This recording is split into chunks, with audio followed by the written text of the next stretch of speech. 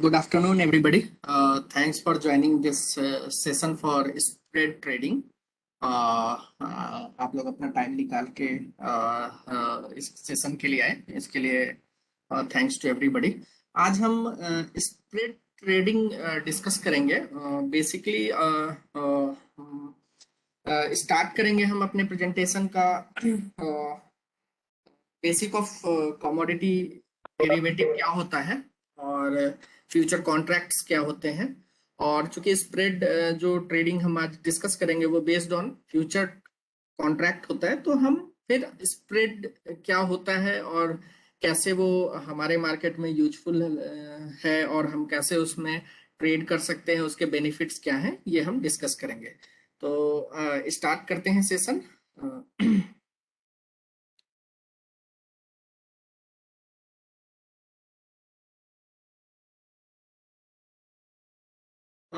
Karun, presentation is visible. Hello, Karun.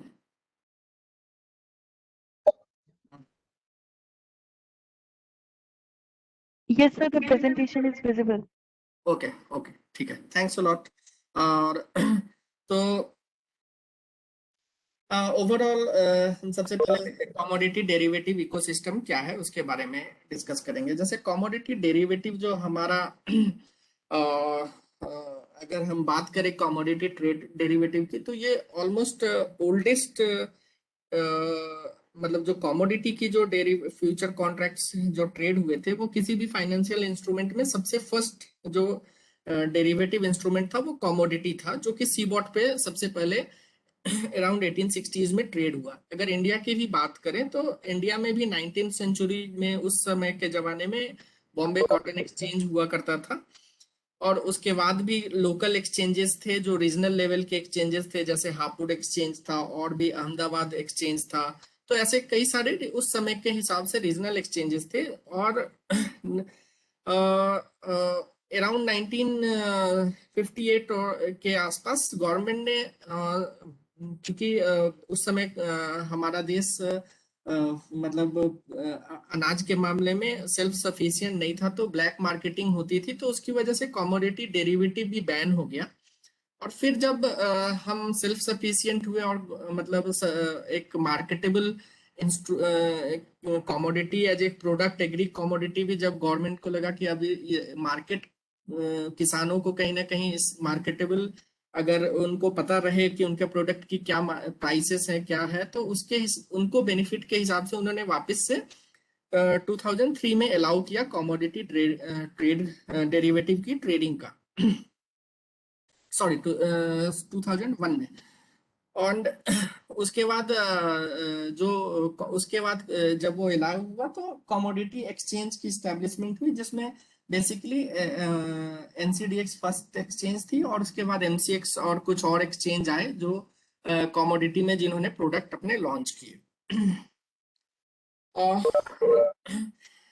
फिर आगे जाके जैसे जब कमोडिटी डेरिवेटिव इंडिया में लॉन्च हुई तो वो उसकी रेगुलेटर फॉरवर्ड मार्केट कमीशन थी, बट आगे जाके जब कुछ इंसिडेंट हुए तो गवर्नमेंट को लगा कि सिंगल रेगुलेटर ही होना चाहिए सारे फाइनेंशियल मार्केट का, और उसके हिसाब से उन्होंने कमोडिटी को भी सेबी के अंडर, कमोडिटी ट्रेडिंग को सेबी के अंडर शिफ्ट मतलब ये किया, सेबी के रेगुलेटरी प्रीव्यू में लाया।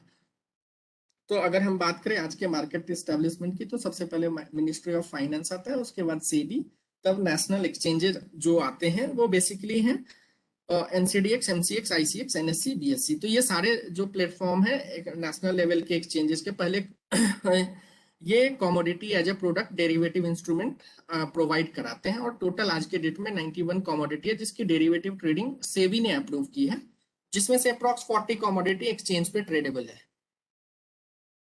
तो ये एक रोड मैप है। सितंबर 15 में सेबी ने इस टेक ओवर लिया था एफएमसी से, और फिर जून 17 में सेबी ने जो एक बड़ा जिसको एक बड़ा एक माइलस्टोन बोल सकते हैं कि उन्होंने ऑप्शंस में ट्रेडिंग अलाउ की, और उसके बाद फिर फाइनेंशियल पार्टिसिपेंट को भी उन्होंने अलाउ किया।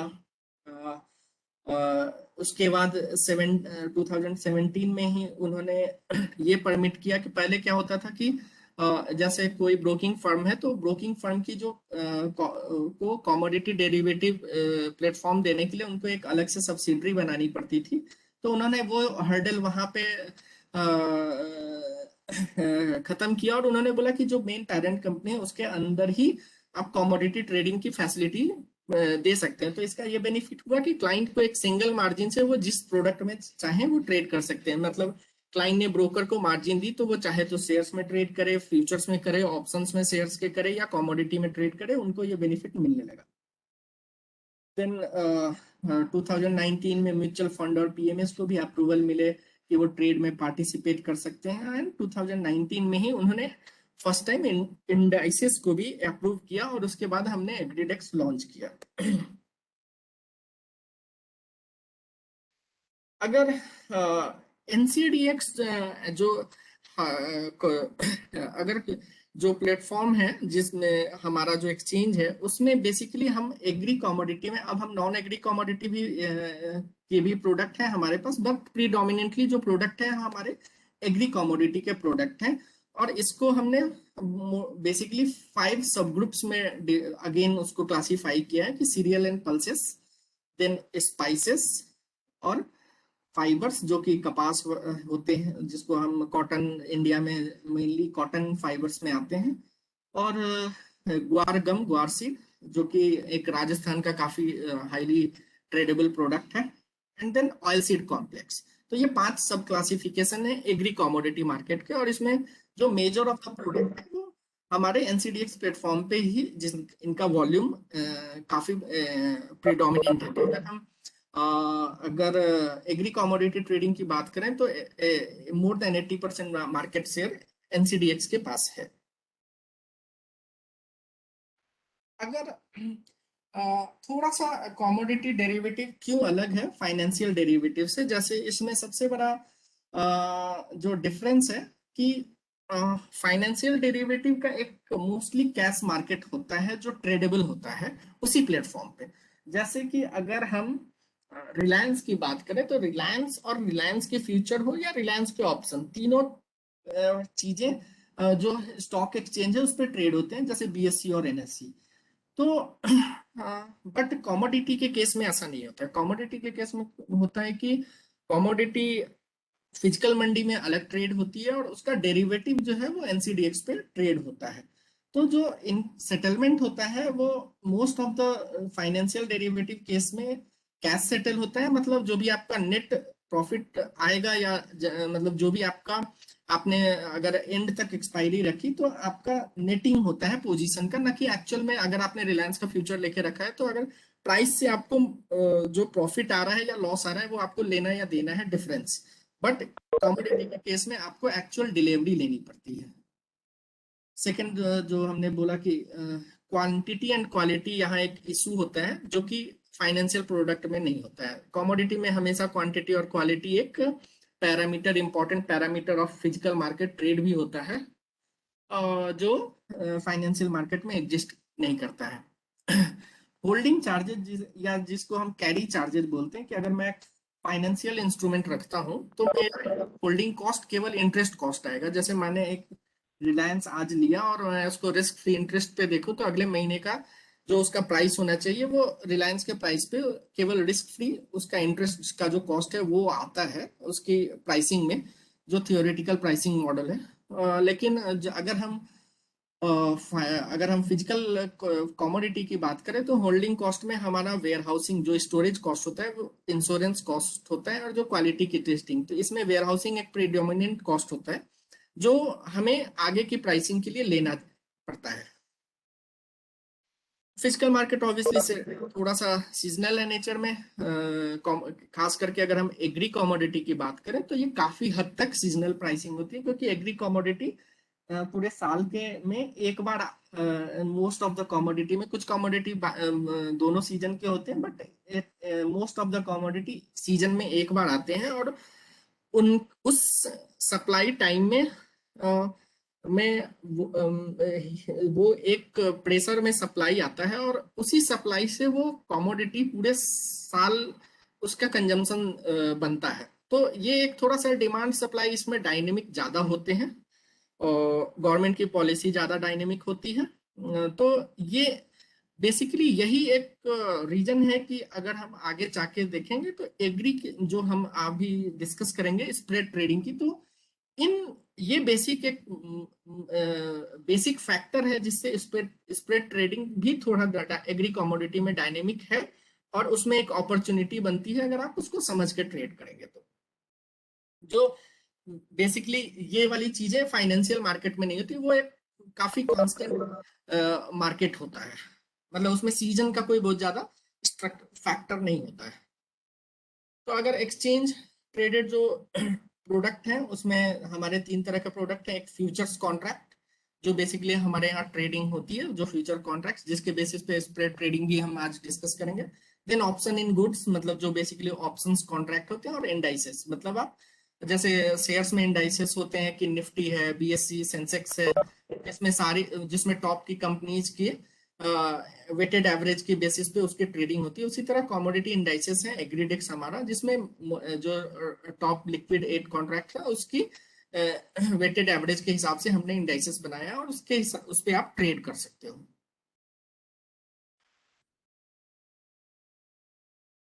तो एक्सचेंज ट्रेडेड फ्यूचर कॉन्ट्रैक्ट क्या होता है कि एक्सचेंज ट्रेडेड फ्यूचर कॉन्ट्रैक्ट एक फॉरवर्ड कॉन्ट्रैक्ट की तरह होता है, बस इसमें ये डिफरेंस है कि ये एक्सचेंज के प्लेटफॉर्म पे ट्रेडेड है। मतलब दो लोग आपस में भी एक दूसरे से ट्रेड कर लेते हैं फिजिकल मार्केट में कि भाई मैं तुम्हें 1,000, मतलब एक कंपनी एक ट्रेडर से सप्लाई कमिटमेंट लेती है कि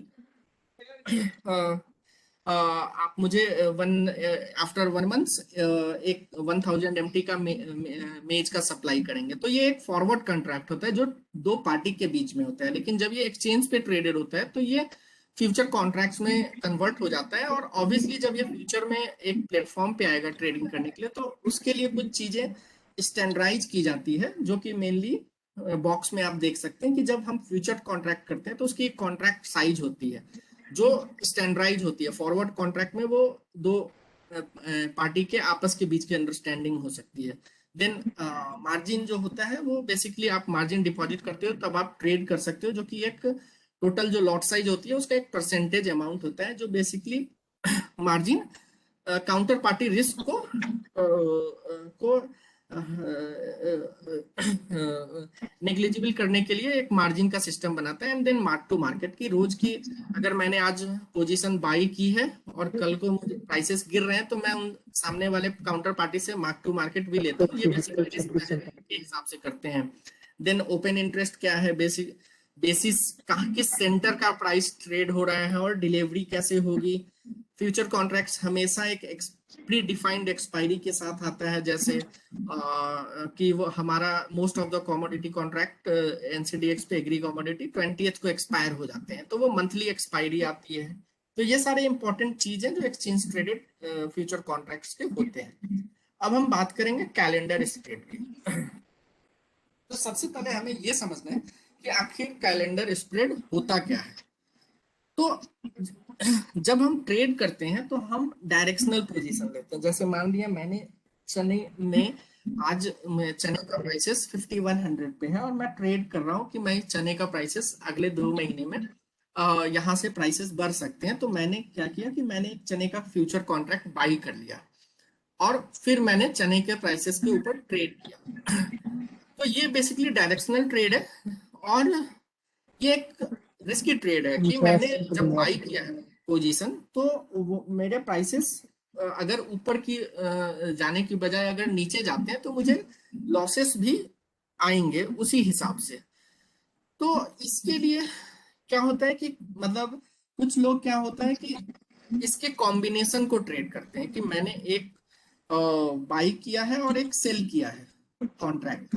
तो अब ये हो जाता है क्वेश्चन कि अगर मैंने बाई भी किया और सेल भी किया तो मैं प्रॉफिट कैसे कमाऊंगा। तो इसमें जो स्प्रेड ट्रेडिंग है, अगर जो फ्यूचर जो जो फाइनेंशियल कॉन्ट्रैक्ट होते हैं उसमें इतना जैसे हमने कॉस्ट ऑफ कैरी की पहले बात की थी कि मान लिया आज जो फ्यूचर, अगर आज का 5300 रुपये 5100 रुपये का चना का स्पॉट का मार्केट है और अगले महीने का फ्यूचर 5150 चल रहा है, तो उसके अगले महीने का फ्यूचर 50 रुपया और प्रीमियम पे 5200 रुपया होना चाहिए। ये आइडियल सिचुएशन होता है। और अगर आप फाइनेंशियल मार्केट के इंस्ट्रूमेंट को देखे हुए तो वो मोस्टली उसी तरह से चलता रहता है। बट जब आप एग्री कमोडिटी मार्केट में आते हैं तो ये जो कॉन्ट्रैक्ट होते हैं, जो 50 रुपये का जिस गैप की हम बात करें, वो गैप कंपेरेटिवली डायनामिक होता है।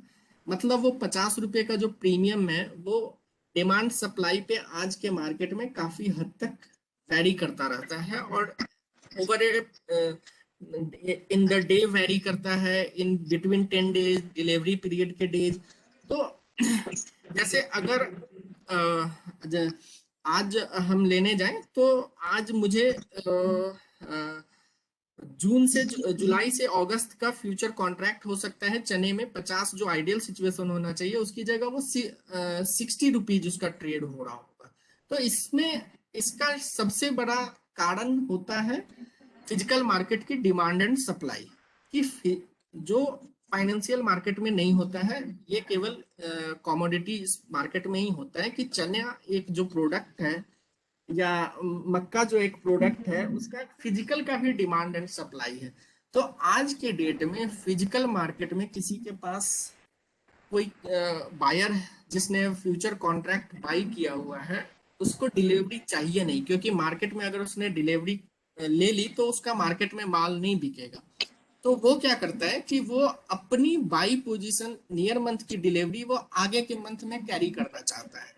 इसके लिए भले आइडियल सिचुएशन 50 की होनी चाहिए थी स्प्रेड की, लेकिन अगर उसे नहीं लेना है तो वो सेलर को बोलेगा कि आप 60 रुपीज भी ले लो, लेकिन मुझे अगले महीने 1 महीने का और टाइम दे दो। बेसिकली वो नेगोशिएट कर रहा है डिलीवरी नहीं लेने के लिए।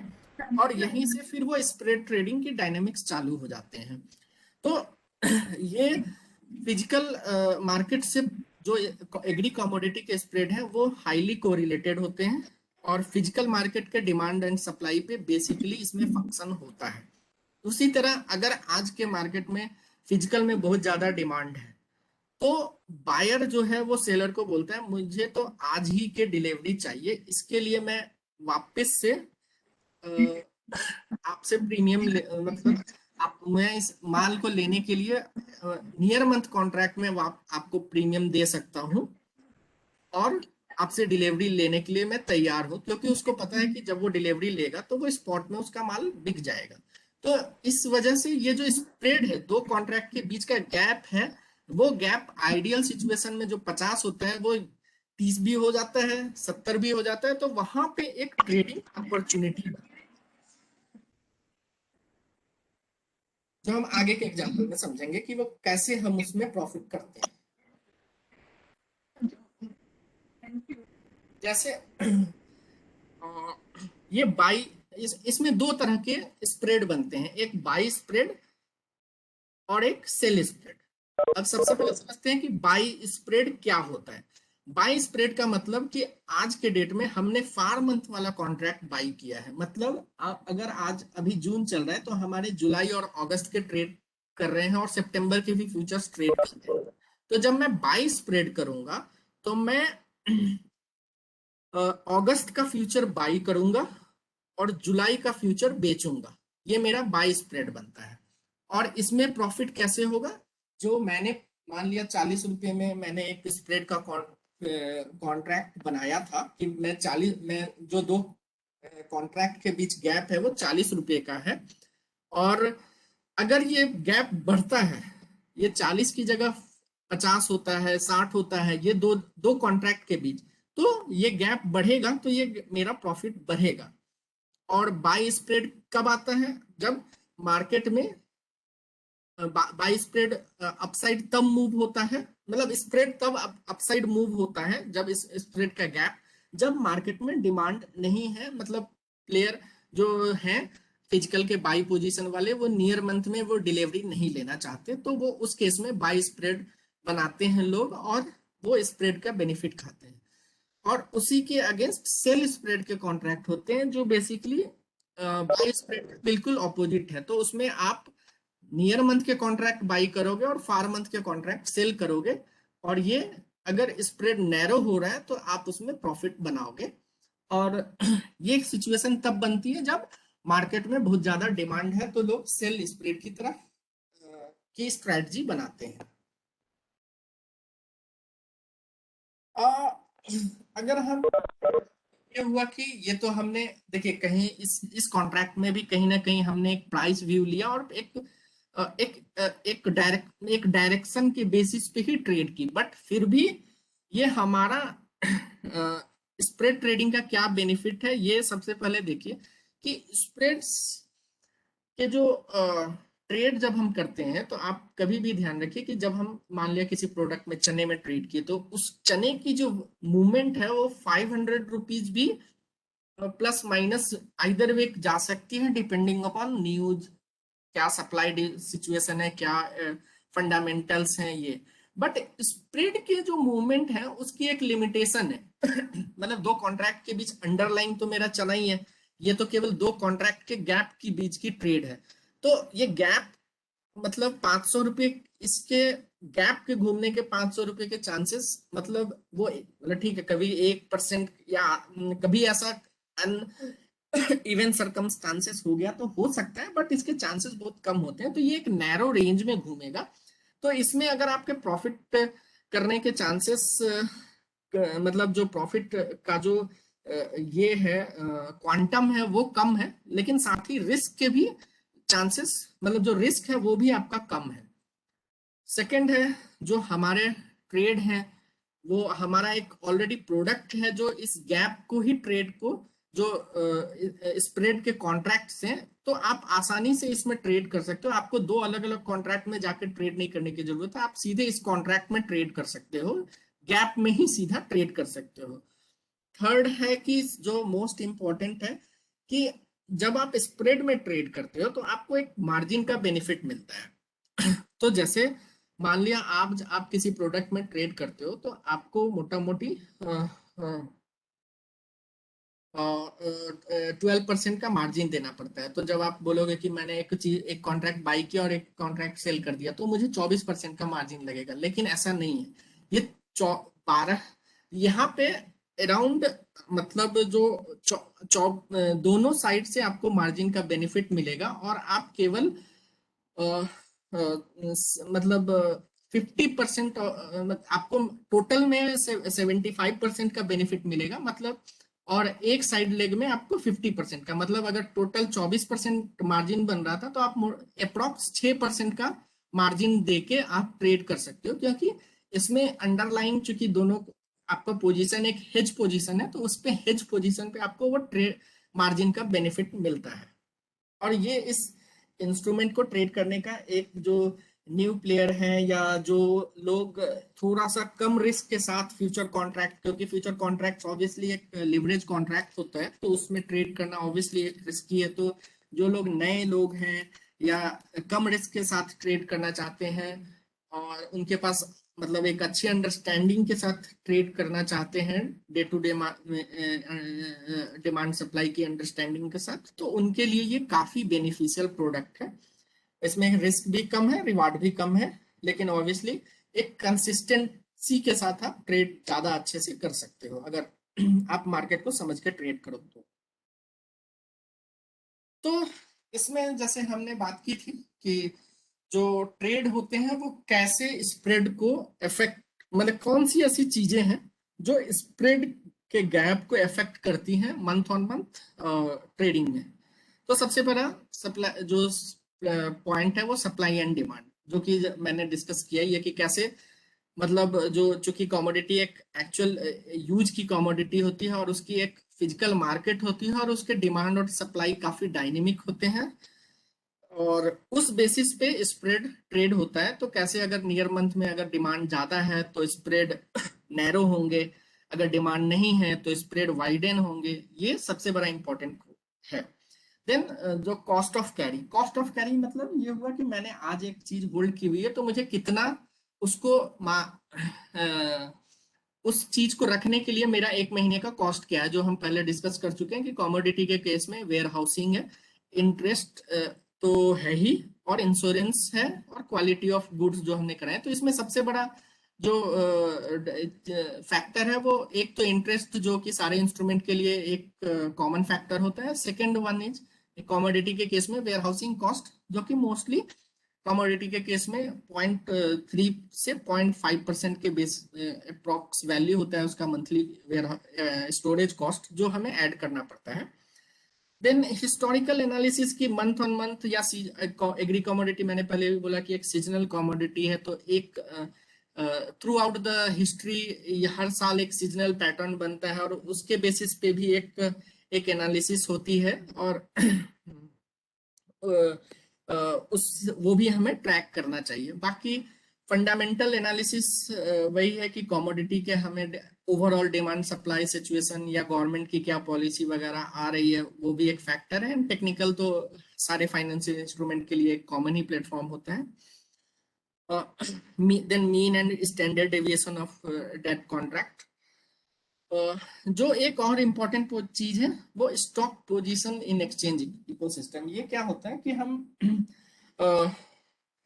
एक्सचेंज के प्लेटफॉर्म पे कमोडिटी ट्रेड जो होती है वो एक्चुअल में डिलीवरेबल होते हैं, और उस मतलब एक्सचेंज के एक्रेडिटेड वेयरहाउस होते हैं जिसमें एक्सचेंज अप्रूव्ड कमोडिटी की स्टोरेज हुई रहती है, और अगर कोई फिजिकल बायर और सेलर वहां पे डिलीवरी लेते और देते हैं। अब एक्सचेंज इकोसिस्टम में कितना क्वांटिटी का माल है, किस किस ईडीडी बोलते हैं हम उसको, कि एक्सचेंज के प्लेटफॉर्म पे वो उसमें से कितना माल डिलीवरी का है। जैसे जब हम एक्सचेंज पे माल कोई कमोडिटी अपने एक्सचेंज के गोडाउन में रखता है तो हम उसकी एक वैलिडिटी सर्टिफाई करते हैं कि चलो आप अगर आज डिलीवरी कर रहे हो तो आप 6 मंथ तक ही ये मतलब एक्सचेंज के प्लेटफॉर्म पे डिलीवरी दे सकते हो। तो अगर मान लिया किसी का वो 6 मंथ खत्म होने वाला है तो वो कॉन्ट्रैक्ट हम जानते हैं कि वो एक्सचेंज के सिस्टम से बाहर जाने वाला है। तो ये सारी जो चीजें होती हैं वो काफी जो है और ये बहुत बड़ा इंपॉर्टेंट फैक्टर है सप्लाई एंड डिमांड के बाद, stock position in exchange ecosystem. तो ये these are some of the means example कि जो स्प्रेड के कॉन्ट्रैक्ट को मूव करने में मतलब जो उसके प्राइस को ड्राइव करते हैं स्प्रेड के। जैसा हमने एक्सचेंज डिस्कस किया था कि एक्सचेंज में जब जो सबसे बड़ा बेनिफिट है वो मार्जिन का, हमें जो कैश मार्जिन जो हमारा लगता है वो उसमें बेनिफिट मिलता है।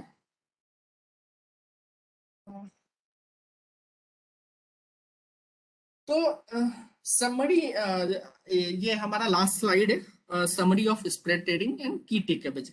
Less volatile as compare to outright, therefore less risky. मतलब कि ये कम वोलाटाइल होता है। अगर आप चने या मस्टर्ड में ट्रेड कर रहे हैं तो मस्टर्ड के प्राइसेस हो सकता है 1000 रुपीज मूव कर जाए, बट उसके स्प्रेड की एक लिमिटेशन है कि वो 100 रुपीज का ही मैक्सिमम, एक मतलब एक ये नहीं बोल सकते कि मैक्सिमम, लेकिन एक एवरेज रेंज हम उसका बोल सकते हैं कि वो 100 भी नहीं, 30-40 रुपीज एक एवरेज रेंज हो सकता है उसका। जब आप किसी कॉन्ट्रैक्ट के स्प्रेड को वॉच करेंगे, उसके ग्राफ को प्लॉट करेंगे, उसके प्राइस डिफरेंस वर्सेज स्प्रेड के जो है, तो अगर आप देखेंगे कि उस दोनों की वोलेटिलिटी मतलब रेंज में काफी ये है।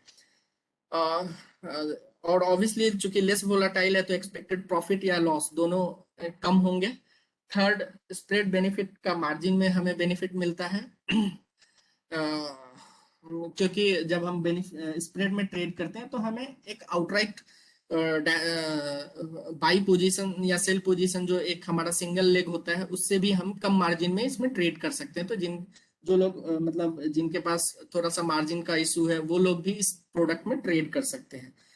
थर्ड की डायरेक्शनल रिस्क एलिमिनेट होता है। ऑब्वियसली जैसे कि अगर कोई मान लिया किसी किसी ने आज सोयाबीन में पोजीशन ली हुई है और गवर्नमेंट एकाएक बोलती है कि सोयाबीन के प्राइसेस बढ़े हुए हैं, तो हम इंपोर्ट ड्यूटी 10% से कम कर रहे हैं। तो इससे क्या होता है कि एक मार्केट में टेम्पोररी फेज में ऑब्वियसली कम से कम टेम्पोररी फेज में तो डायरेक्शनल एक नीचे का एक प्राइस का हम मूवमेंट देख लेते हैं, लेकिन और उस केस में हमें लॉस होने के चांसेस हैं। लेकिन जब हम स्प्रेड में करते हैं तो अगर हमारा बाई पोजीशन का जो कॉन्ट्रैक्ट है वो नीचे जा रहा है तो उसके सामने मेरा सेल पोजीशन भी रहता है, तो वो वहां से मुझे वो प्रॉफिट मिलता है और मेरा रिस्क कभी भी वो दोनों के स्प्रेड, तो वो डायरेक्शनल जो उसकी वजह से जो उस पॉलिसी की वजह से उस कॉन्ट्रैक्ट में जो मूवमेंट डायरेक्शनल आया वो हम उसको अवॉइड कर जाते हैं, वो हमें नहीं हिट होता है। जो आगे के point, in most cases money will be, मतलब हमारा बाई में लॉस हो रहा था, हमने सेल में प्रॉफिट किया।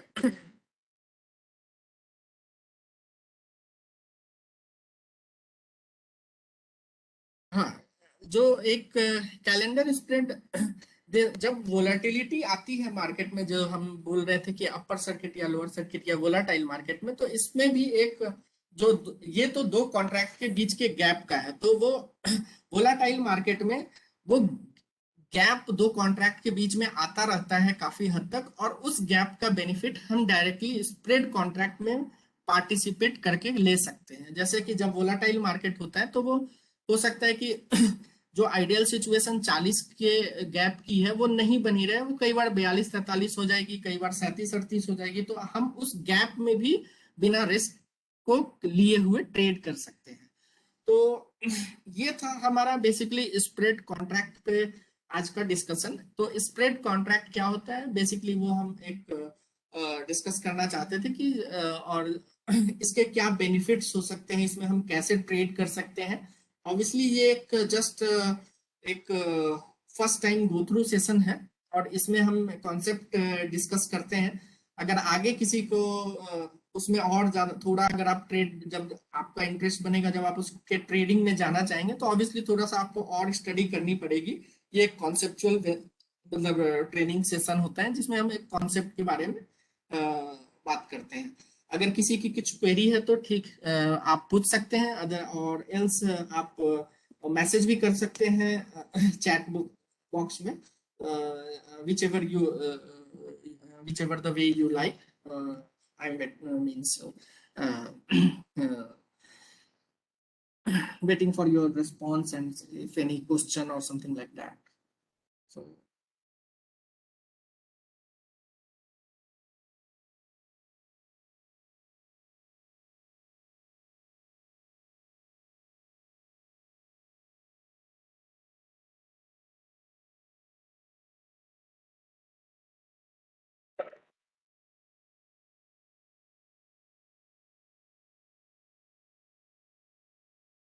हाँ ठीक है, अगर किसी की क्वेरी नहीं है तो हम फिर ये सेशन क्लोज कर देते हैं। Thanks everybody for joining, thanks a lot.